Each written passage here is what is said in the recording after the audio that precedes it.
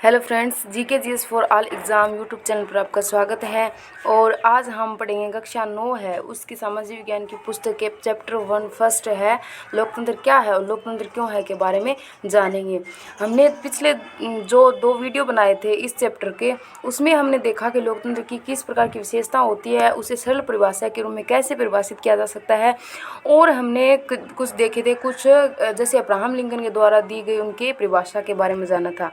और आज अब हम पढ़ेंगे लोकतंत्र की विशेषता के बारे में। और पिछले वीडियो में हमने लोकतंत्र की एक विशेषता देखी, प्रमुख फैसले निर्वाचित नेताओं के हाथ में होते हैं। यानी पाकिस्तान में देखें तो उसमें लोकतांत्रिक शासन व्यवस्था नहीं थी, यानी निर्वाचित जो नेता होते हैं उनके हाथ में शक्ति होनी चाहिए, लेकिन वहाँ पर ऐसी व्यवस्था नहीं थी। और यहाँ पर हमने जब विशेषताओं के बारे में पढ़ा तो सबसे पहली विशेषता क्या होती है कि सबसे पहली विशेषता आती है कि लोकतांत्रिक शासन में अंतिम जो निर्णय लेने की शक्ति होती है वो लोगों द्वारा चुने गए प्रतिनिधियों के पास होनी चाहिए। पहली विशेषता ये देखी। उसके बाद आता है स्वतंत्र और निष्पक्ष चुनावी मुकाबला। उसके बाद सेकंड विशेषता क्या आती है कि जो स्वतंत्र और निष्पक्ष चुनावी है, यानी कि मुकाबला होता है चुनाव में, क्या होता है मुकाबला होता है, वो कैसा होना चाहिए, स्वतंत्र और क्या होना चाहिए, निष्पक्ष होना चाहिए, यानी किसी पक्ष में नहीं होना चाहिए। तो ये क्या है सेकंड विशेषता। पहली विशेषता में क्या देखा कि हमने देखा कि अंतिम शक्ति जो लोकतांत्रिक शासन होता है उसमें अंतिम शक्ति होती है वो किसके पास होती है, जनता द्वारा, यानी हमारे द्वारा चुने गए प्रतिनिधि के पास होती है। और सेकंड विशेषता अब हम पढ़ेंगे जो क्या है स्वतंत्र और निष्पक्ष चुनावी मुकाबला है। तो चलो हम इसके बारे में पढ़ते हैं। तो चीन है, उसकी संसद को क्वांगो रेमनिन दवाइयो दाहुए, ये क्या है, ये नाम है इसका। चीन की जो संसद है उसका नाम क्या है, चीन की संसद को है राष्ट्रीय जन संसद भी कहा जाता है। और इसका दूसरा नाम क्या है, क्वांगो रेमनिन दाई बिहाउ दवाई, ये आपको याद रखना होगा, ये इसका नाम है। और चीन की संसद के लिए प्रति 5 वर्ष बाद, कितने वर्ष बाद, 5 वर्ष के बाद नियमित रूप से चुनाव होते हैं, यानी 5 वर्ष के बाद यहाँ पर चुनाव होते हैं। और इनकी संसद को कहा जाता है राष्ट्रीय जन संसद। और इस संसद को देश का राष्ट्रपति नियुक्त करने का अधिकार है। यहाँ पर जो संसद है वो क्या कर सकती है, राष्ट्रपति चुन सकती है, उसे ये अधिकार होता है। इसमें पूरे चीन से करीब 3000 सदस्य आते हैं। कहाँ पर आते हैं, संसद में आते हैं, चीन से निर्वाचित होकर पूरे सदस्य आते हैं। और कुछ सदस्यों का चुनाव सेना भी करते हैं। उनमें कुछ जो सदस्य होते हैं वो किसके द्वारा चुने जाते हैं, सेना के द्वारा। और चुनाव लड़ने से पहले सभी उम्मीदवारों को चीनी कम्युनिस्ट पार्टी से मंजूरी लेनी होती है। और चुनाव जो लड़ते हैं उससे पहले कहाँ से मंजूरी लेनी होती है, उम्मीदवार होते हैं उनको चीनी जो कम्युनिस्ट पार्टी है, जो बड़ी एक पार्टी है, उससे क्या लेनी होती है, मंजूरी लेनी होती है। और 2002 और 3 में हुए चुनाव में सिर्फ कम्युनिस्ट पार्टी और उससे संबंधित कुछ छोटी छोटी पार्टियों के सदस्यों को ही चुनाव लड़ने की अनुमति मिली। 2003 और 2 की बात करें तो उसमें चुनाव हुए, उसमें कम्युनिस्ट जो पार्टी थी और उससे जो संबंधित कुछ छोटी पार्टियां, यानी कुछ बड़ी पार्टियां होती हैं कुछ छोटी पार्टियां, तो कम्युनिस्ट पार्टियां वहाँ की एक बड़ी पार्टी थी और उससे संबंधित कुछ छोटी पार्टियां थी, उनके सदस्यों को भी चुनाव लड़ने की अनुमति मिल गई थी। और सरकार सदा कम्युनिस्ट पार्टी की बनती थी, यानी यहाँ पर क्या थी, उसमें तानाशाही सरकार थी। तो तानाशाही सरकार थी इसलिए तो यही पार्टी जीतती है, हमेशा इसी की जीत होती थी।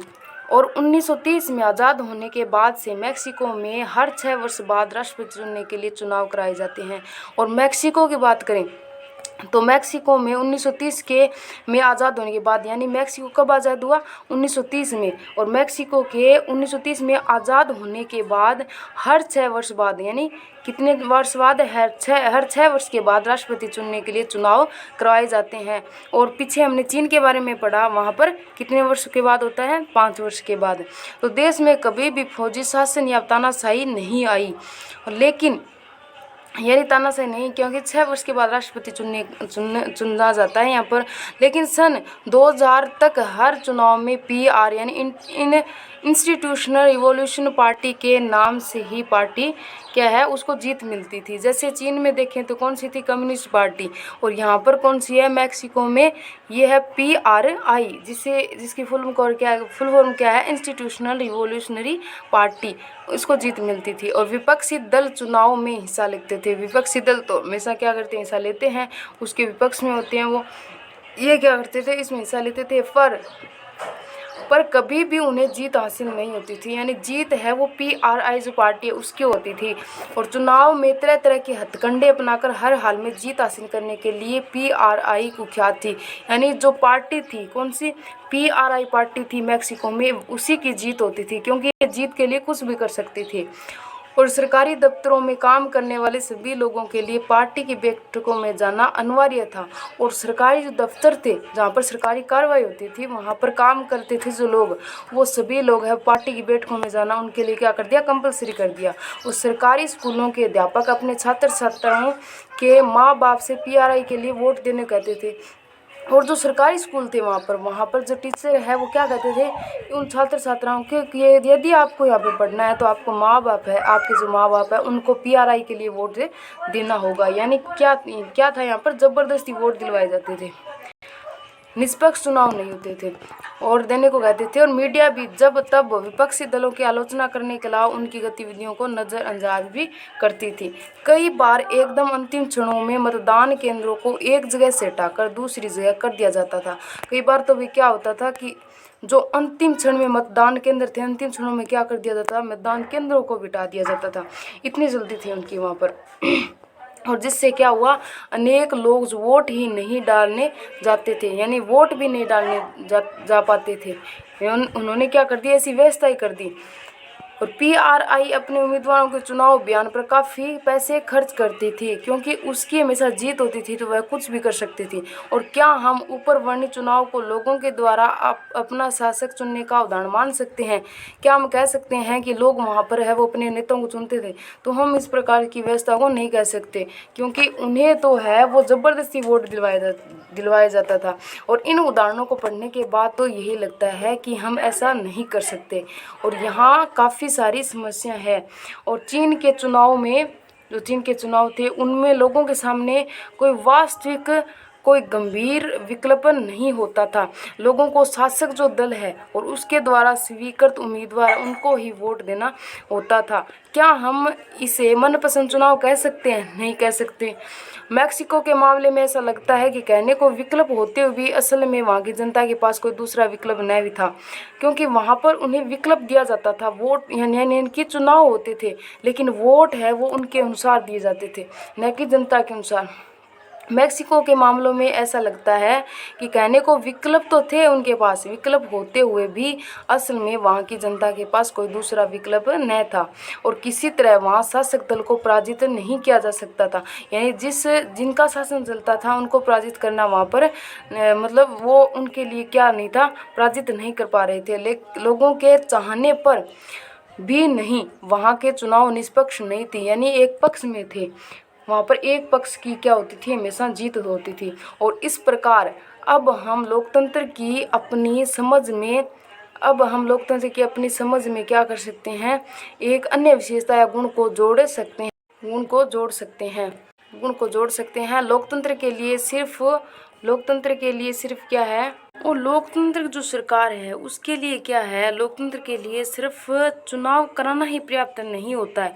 यानी कि वहाँ पर चुनाव करवा दिया जाए यह इतना इम्पोर्टेंट नहीं होता, बल्कि लोगों के मन में किस प्रकार की भावना है, यानी वो किसे वोट देना चाहते हैं, ये सबसे ज़रूरी होता है। और चुनाव में एक से ज़्यादा असली राजनीतिक विकल्पों के बीच चुनने की क्या होती है, विकल्प चुनने की स्थिति होनी चाहिए। यानी कि वे किसे वोट देना चाहते हैं ये वहाँ पर क्या होता है, ज़रूरी होता है। और लोगों के पास यह विकल्प रहना चाहिए कि वे चाहे तो शासक को गद्दी से क्या कर सकते हैं, उतार सकते हैं, हटा सकते हैं।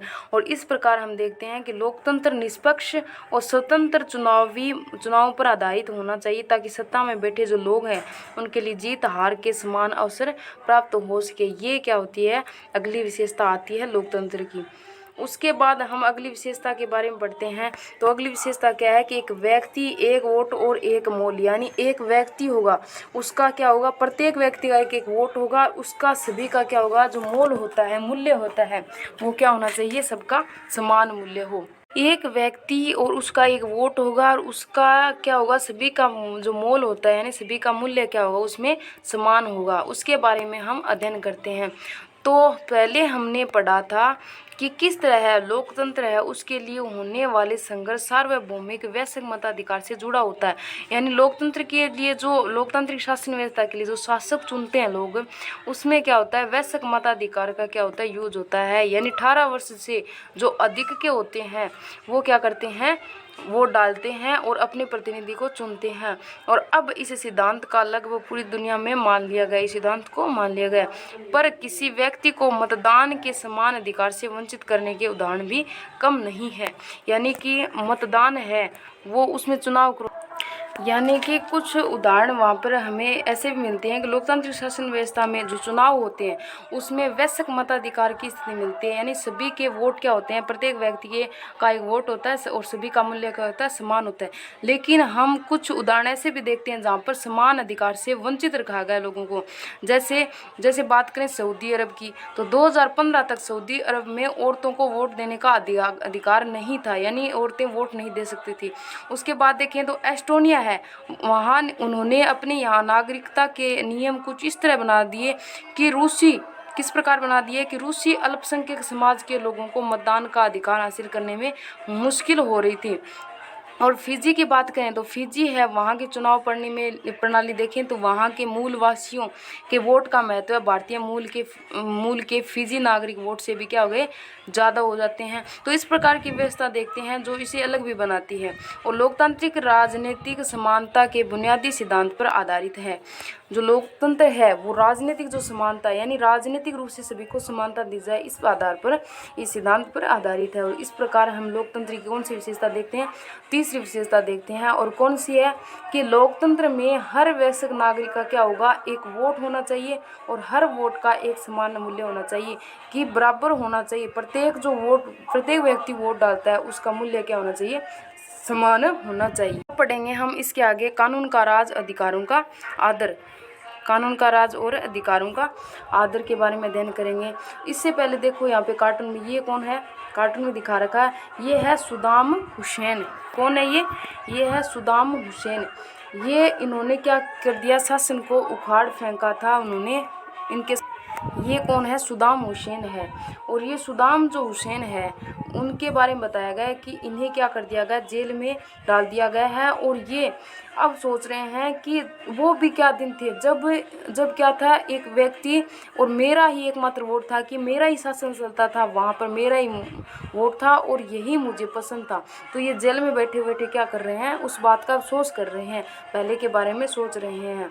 अब हम पढ़ेंगे कानून का राज और अधिकारों का आदर।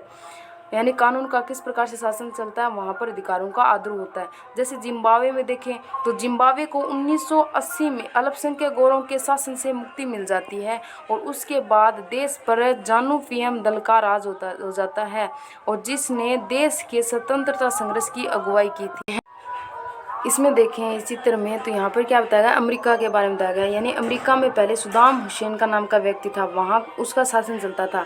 ये है सद्दाम हुसैन जो दिख रहा है ना हमें, ये यहाँ पर, तो ये सद्दाम हुसैन है। उसके शासन को वहाँ उखाड़ फेंका जाता है। उसके बाद ये जेल में बंद है और इनका एक कार्टून बनाया गया है और उसके आधार पर बताया गया कि ये अपने पहले वाले शासक थे, उनका राज था, उस समय के बारे में सोच रहे हैं कि क्या वो भी दिन थे जो मैं एक ही व्यक्ति था, मेरा भी एकमात्र वोट था और वही मुझे पसंद था। यानी अपने राजशाही शासन के बारे में ये कल्पना कर रहा है। फिलहाल तो ये कहाँ पर है, जेल में बैठा है। तो इसके बारे में कार्टून के द्वारा हमें समझाया गया है। इसके बाद हम पढ़ते हैं कानून का राज और अधिकारों का आदर। तो जिम्बाब्वे का उदाहरण देखें तो जिम्बाब्वे में क्या था, जिम्बाब्वे में 1980 है, वहाँ 1980 के दशक में अल्पसंख्यक गोरों के शासन से मुक्ति मिली। अल्पसंख्यक जो गोरों हैं उनके द्वारा 1980 में जिम्बाब्वे को मुक्ति मिल जाती है और उसके बाद देश पर जानु-पीएफ दल, यही एक पार्टी है जानु-पीएफ नाम से, उसका क्या हो जाता है, राज होता है, शासन चलने लगता है, जिसने देश के स्वतंत्रता संघर्ष की अगुवाई की थी। यानी वो संघर्ष करेगी स्वतंत्रता के लिए, आज़ाद होने के लिए। और इसके नेता बनते हैं कौन, रॉबर्ट मुगाबे। वो आज़ादी के बाद से ही शासन कर रहे थे। यानी शासन कब से शुरू करते हैं, 1980 के दशक के बाद से। और चुनाव नियमित रूप से होते हैं, सदा सानू जीएफ दल ही जीतता है। यानी कि इसने क्या कर रखा है, लोगों को बहला फुसला रखा है कि हम क्या करेंगे, यहाँ पर लोकतांत्रिक शासन व्यवस्था स्टार्ट करते हैं यही चलेगी, लेकिन हमेशा जानुपीय पार्टी क्यों जीती है, यानी कि ये क्या कर रही है, कुछ मतलब सही नहीं चल रहा है यहाँ पर, इसका शासन चल रहा है, इसका मतलब ये अपने किसी प्रकार से है वो लोगों को बहला फुसला कर वोट डलवाते हैं और उसी प्रकार इनका ही क्या होता है, शासन चलता है। और राष्ट्रपति मुगाबे कम लोकप्रिय नहीं थे, पर वे चुनाव में गलत तरीके भी अपनाते थे। राष्ट्रपति जो मुगाबे है वो कम लोकप्रिय नहीं थे, मतलब लोग उनको जानते थे, हालांकि बहुत ज़्यादा ही नहीं जानते थे, लेकिन चुनाव में गलत तरीके भी अपनाते थे। और आज़ादी के बाद से उनकी सरकार ने कई बार संविधान में बदलाव किया, यानी कि उनकी जब सरकार थी तो उन्होंने क्या किया, संविधान में क्या कर दिए, बदलाव भी कर दिए थे, और बदलाव करके राष्ट्रपति के अधिकार थे उनको वर्दी कर दिए थे। हालांकि ऐसा नहीं होता है, लेकिन उन्होंने क्या कर दिया, संविधान में बदलाव करके राष्ट्रपति के अधिकारों में वर्दी कर दी और उसकी जवाबदेही को कम कर दिया। यानी जवाबदेही का मतलब होता है कि राष्ट्रपति कोई भी कार्रवाई करेगा तो उसको है संसद में क्या होगा, जवाब देना होगा कि उसने इस प्रकार से क्यों किया है, तो उसकी जवाबदेही को कम कर दिया। और राष्ट्रपति है उसकी जो व्यवस्था है उसको अलग बना दिया उन्होंने, और उसकी जवाबदेही को कम कर दिया और अधिकार है उसको बढ़ा दिए गए। और जो विपक्षी दल थे, विपक्षी पार्टी थी, उनके कार्यकर्ताओं को परेशान किया जाता था कि वो उनके खिलाफ न बोले और उनकी सभाओं में गड़बड़ कराई जाती थी। सरकार विरोधी प्रदर्शनों और आंदोलनों को गैर कानूनी घोषित कर दिया गया था। जो विरोधी प्रदर्शन करते थे, विरोध में प्रदर्शन करते थे, उनके उन आंदोलनों को क्या कर दिया जाता, गैर कानूनी, यानी कानून के खिलाफ कार्रवाई हो रही है, ये घोषित कर देते। एक ऐसा कानून भी था जो राष्ट्रपति की आलोचना के अधिकार को सीमित करता था, यानी एक ऐसा कानून भी बना दिया गया जो क्या करता था, राष्ट्रपति है उसकी आलोचना करते थे ना, उनके अधिकारों को क्या कर दिया गया, सीमित कर दिया गया। और टेलीविज़न और रेडियो पर भी सरकारी नियंत्रण कर दिया गया, यानी टेलीविज़न और रेडियो क्या है, प्रसार किसी भी सूचना होती है हम क्या कहाँ से प्राप्त करते हैं, मोबाइल से, टेलीविज़न, रेडियो से, यहाँ से करते हैं, तो उनको क्या कर दिया गया, वहाँ पर उन पर नियंत्रण कर दिया जाता है और उन पर सिर्फ शासक दल के विचार ही प्रसारित होते थे, यानी जो शासन करते थे केवल वही विचार है वहाँ पर प्रसारित होते थे। अखबार है वो स्वतंत्र थे, पर सरकार की आलोचना करने वाले पत्रकारों को परेशान किया जाता था। यानी अखबार थे एकदम स्वतंत्र थे, यानी वहाँ पर उसमें है वो किसी प्रकार की सूचनाएं हम प्रसारित कर सकते हैं, लेकिन अगर वही लोग क्या करते हैं, सरकार के खिलाफ बोलते हैं, तो उन्हें क्या कर दिया जाता है, उनको पत्रकारों को परेशान किया जाता है। और सरकार ने कुछ ऐसे अदालती फैसलों की परवाह नहीं की जो उसके खिलाफ थे, यानी कुछ अदालती फैसले भी होते उनकी उन्होंने परवाह नहीं की थी और उसके खिलाफ जाते थे, परवाह नहीं की जो उनके खिलाफ जाते थे। और उसने जजों पर भी दबाव डाला, जहाँ पर वो जज कार्रवाई करते थे न्यायालय में, वहाँ उन पर भी दबाव डाला जाता था। और 2017 में मुगाबे को राष्ट्रपति पद से क्या कर दिया जाता है, हटा दिया जाता है, क्योंकि इस प्रकार की उसने व्यवस्था बनाई थी जो लंबे समय तक नहीं चल सकती थी। जिम्बाब्वे का उदाहरण बताता है कि शासकों के लिए बार बार जन आदेश मानना लोकतंत्र की जरूरत है, पर इतना पर्याप्त नहीं है। और लोकप्रिय नेता भी अलोकतांत्रिक हो सकते हैं, जो लोकप्रिय यानी सबसे ज़्यादा जो फेमस होते हैं नेता वो भी अलोकतांत्रिक हो सकते हैं, यानी तानाशाही व्यवस्था बना सकते हैं, और लोकप्रिय नेता भी तानाशाही हो सकते हैं। अगर हम लोकतंत्र को परखना चाहते हैं कि अगर देखना चाहते हैं किसी देश में किस प्रकार की व्यवस्था है कि लोकतांत्रिक है या नहीं है, तो चुनाव पर हमें नज़र डालनी जरूरी होती है, पर उतनी ज़रूरी है कि चुनाव के पहले बाद की स्थितियों पर भी नज़र डालें कि चुनाव के बाद वहाँ की स्थिति किस प्रकार से होती है, ये भी देखना हमें ज़रूरी होता है, नज़र डाली जाए। और चुनाव के पहले सत्ता के पक्ष के विरोधी समूह को कामकाज समेत सभी तरह की राजनीतिक गतिविधियों के लिए पर्याप्त गुंजाइश रहनी चाहिए। इसलिए ज़रूरी है कि जो सरकारी नागरिक हैं, क्या ज़रूरी है कि सरकारी नागरिकों के कुछ बुनियादी सरकारी जो नागरिक है उनके कुछ बुनियादी अधिकारों का आदर करें और उनको सोचने की, अपनी राय बनाने की, सार्वजनिक रूप से अपने विचार जो है वो करने की, संगठन बनाने की और विरोध करने की और अन्य राजनीतिक गतिविधियों को करने की स्वतंत्रता होना चाहिए। यानी लोकतांत्रिक जो सरकार होती है उसमें क्या होता है कि प्रत्येक नागरिक को अपनी राय रखने का क्या होना चाहिए, अधिकार होना चाहिए। जैसे हम अपने भारत सरकार में देखें तो हमें जो दिया गया है 19 नंबर आर्टिकल दिया गया है, उसमें हमें अपने विचार व्यक्त करने की क्या है, स्वतंत्रता है। तो लोकतांत्रिक सरकार में ऐसी व्यवस्था होनी चाहिए। हम अपना संगठन बना सकते हैं, हम किसी प्रकार की सरकार उसका विरोध भी कर सकते हैं अगर वो हमारे लिए कोई कार्य सही नहीं कर रही है तो तो इस प्रकार की व्यवस्था लोकतांत्रिक सरकार में होनी चाहिए। कानून की नज़र में सभी लोगों की समानता होनी चाहिए, यानी कानून है वो सभी को समान दृष्टि से देखें, इस प्रकार की व्यवस्था होनी चाहिए। इन अधिकारों की रक्षा स्वतंत्र न्यायपालिका को करनी चाहिए, यानी कि हमें समानता मिले, लेकिन अगर हमारे अधिकारों का उल्लंघन हो रहा है तो वो कौन देखेगा, तो वो वहाँ पर होगी स्वतंत्र न्यायपालिका का कार्य होगा, और जिसके आदेशों का पालना सबको लोगों को करनी होगी। और इसी इन अधिकारों के बारे में कहाँ पर जानेंगे, हम विस्तार से पढ़ेंगे अध्याय 5 में। इस प्रकार कुछ जो शर्त हैं, कुछ दूसरी शर्तें देखती हैं जो चुनाव के बाद सरकार है, जो चुनाव के बाद सरकार चलाने के तौर तरीकों पर लागू होती है, यानी चुनाव होने के बाद सरकार किस प्रकार कार्रवाई करती है उसके बारे में भी देखते हैं।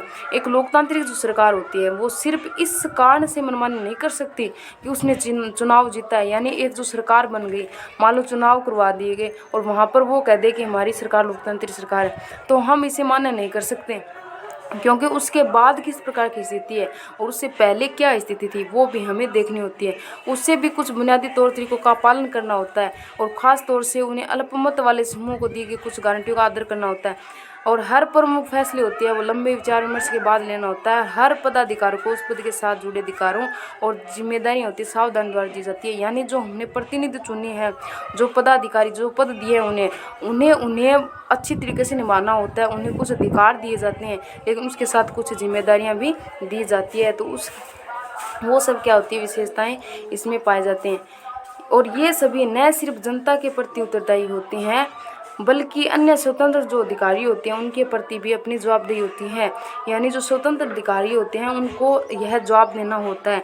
और इस प्रकार हम लोकतंत्र की चौथी विशेषताओं को पढ़ लेते हैं। तो चौथी विशेषता कौन सी है कि एक लोकतांत्रिक जो सरकार है वो संवैधानिक कानून, यानी संविधान में जो कानून बनाए गए हैं और नागरिक अधिकारों नागरिक के जो अधिकार है उनके द्वारा खींची गई लक्ष्य रेखाओं के भीतर ही काम करती है, यानी लोकतांत्रिक सरकार होती है उसमें जो कानून होते हैं बनाए गए वो, और जो जहाँ पर सरकार होती है वहाँ पर शासन चलाते हैं वो शासक होते हैं, वो एक खींची गई लक्ष्य रेखा के भीतर काम करते हैं, यानी तानाशाही रूप नहीं लेते हैं। तो ये चौथी विशेषता आती है। उसके बाद देखते हैं परिभाषाओं का सारांश। तो आइए अब हम इस चर्चा को समेटें, और हमने लोकतांत्रिक सरकार परिभाषा से बात करते शुरू की थी कि लोकतांत्रिक सरकार का एक ऐसा रूप है जिसमें शासनों का चुनाव कौन करते हैं, लोग करते हैं। ये परिभाषा देखी थी, और हमने पाया कि जब तक हम इसके कुछ प्रमुख शब्दों के बारे में और स्पष्ट न हो जाएं यह परिभाषा पर्याप्त नहीं है। और अनेक उदाहरणों के जरिए हमने शासन के तरीकों के रूप में लोकतंत्र की 4 विशेषताओं को पढ़ा था। हमने पीछे देखा 4 विशेषताओं के बारे में। तो इसके अनुसार लोकतांत्रिक जो शासन है वो एक ऐसा रूप है जिसमें लोगों के द्वारा चुने गए शासक ही सारे प्रमुख फैसले करते हैं, पहली विशेषता। दूसरी, चुनाव है वो लोगों के लिए निष्पक्ष अवसर और विकल्प उपलब्ध कराता है, वे चाहें तो मौजूदा शासकों को बदल भी सकते हैं। और तीसरा, यह विकल्प और अवसर सभी लोगों को समान रूप से विकल्प दिए जाते हैं, अवसर दिए जाते हैं, वो सभी लोगों को समान रूप से दिया जाता है। चौथी विशेषता कि चुनाव से बनी जो सरकार है वो संविधान द्वारा तय जो कानून होते हैं और नागरिक अधिकार उनके दायरे में रहकर, यानी उनकी लक्ष्मण रेखा के अनुसार, लक्ष्मण रेखा यानी एक सीमा तक अपने है वो कार्य को बनाए रखती है। तो इसके बारे में हमने पढ़ा था। और यहाँ पर अब हम देखते हैं कुछ देश दिए गए हैं और उनकी विशेषता बताई गई है जिनका हमें क्या करना है, यहाँ पर मिलान करना है। जैसे देखिए भूटान है, भूटान का नरेश है, उसने क्या घोषणा की कि आगे से चुने हुए प्रतिनिधि द्वारा दी गई सलाह पर काम करेंगे, यानी आगे से हम जो चुने गए प्रतिनिधि है उनकी जो सलाह होगी उसके आधार पर कोई भी काम करेंगे, तो उनकी सलाह के आधार पर काम करेंगे। तो ये कौन सी विशेषता में आती है, ये आती है इसमें कि चुने हुए नेता द्वारा प्रमुख फैसले लेना। ये इसमें बताया गया है कि चुने हुए प्रतिनिधि द्वारा सलाह, यानी इसमें आ जाएगा कि चुने हुए नेता द्वारा प्रमुख फैसले लेना। और दूसरे नंबर में कि बाहर से गए अनेक जो तमिल मजदूर थे, तमिल भाषा बोलने वाले मजदूर थे, उनको श्रीलंका में वोट डालने का अधिकार नहीं दिया गया। श्रीलंका में वोट डालने का, यानी वोट की बात कर रहे हैं, तो ये क्या होगा, एक व्यक्ति एक वोट एक मोल की विशेषता। उसके बाद नेपाल के नरेश ने राजनीतिक जमावड़ों, प्रदर्शन, रैलियों पर रोक लगा दी। नेपाल के नरेश ने राजनीतिक जमावड़ों, प्रदर्शन हुए और रैलियां उन पर रोक लगा दी। तो ये कौन सी विशेषता आती है, इसमें कौन सी विशेषता आएगी, राजनीतिक जो जमावड़े हैं, प्रदर्शन है और रैलियां हैं, उन पर क्या कर दिया उन्होंने, रोक लगा दी। तो इसमें किस में आएगा, ये अधिकारों के शासन में। उसके बाद भारत के सर्वोच्च न्यायालय ने बिहार की विधानसभा है उसको भंग करने को असंवैधानिक ठहरा दिया, यानी इनको भंग किया गया तो वो क्या है, संवैधानिक रूप से व्यवस्था नहीं बताई गई। तो ये किस में आ जाएगा, ये आ जाएगा कानून के शासन में। पहला किस में आया था, चुने हुए नेता के रूप में। दूसरा श्रीलंका वोट, तो वोट से संबंधित इसमें प्रदर्शन है तो ये अधिकार के रूप में आ जाएगा। और लास्ट में आता है कि बांग्लादेश की राजनीतिक पार्टियां इस बात पर सहमत हुई चुनाव के समय किसी पार्टी की सरकार न हो, यानी चुनाव की बात हो रही है तो यहाँ पे क्या होगा, चुनाव निष्पक्ष होगा। तो ये हमने विशेषताओं के बारे में जाना।